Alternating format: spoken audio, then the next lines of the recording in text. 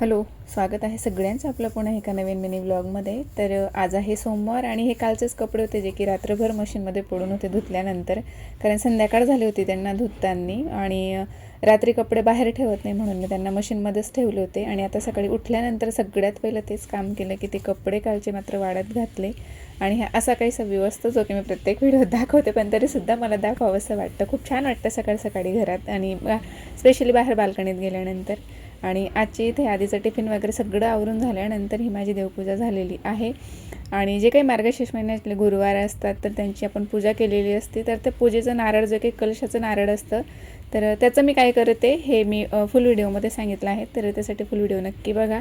आणि मुलांना मधल्या वेळेत खायला काहीतरी लागतंच थोडंफार, प्रत्येक वेळेलाच आपण गॅस पेटवून काहीतरी करत बसत नसतो। त्यासाठी असं काहीसं चिवडा वगैरे मुरमुरे मी कालवून ठेवत असते, जे की आधीला बरे पडतात स्कूलमधून आल्यानंतर आणि आपल्यालाही जेव्हा एखाद्या वेळेस हलकी भूक असते तेव्हा खायला।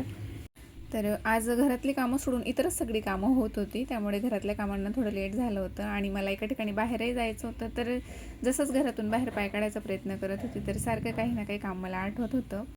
तर मागील एका व्हिडिओमध्ये मी तुम्हाला इडली बॅटर लवकर फर्मेंट होण्यासाठी स्पेशली ही वेळात एक ट्रिक सांगितली होती। तर आज मी जाळीदार डोसे होण्यासाठी त्याचं बॅटर मी कसं बनवते तर हे सांगितलं आहे, तर फुल व्हिडिओ नक्की बघा।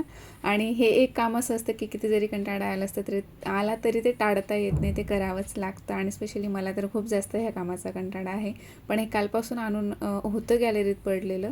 तर भाज्या अशा काहीशा कोमेजल्या होत्या आणि ही कसली भाजी हे कोणाकोणाला माहिती आहे, ज्यांना कोणाला माहिती असेल त्यांनी मला कमेंट करून नक्की सांगा।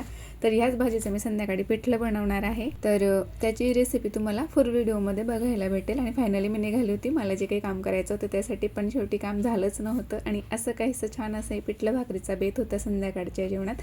व्हिडिओ आवडला असेल तर लाईक करा, चॅनलला सबस्क्राईब करा।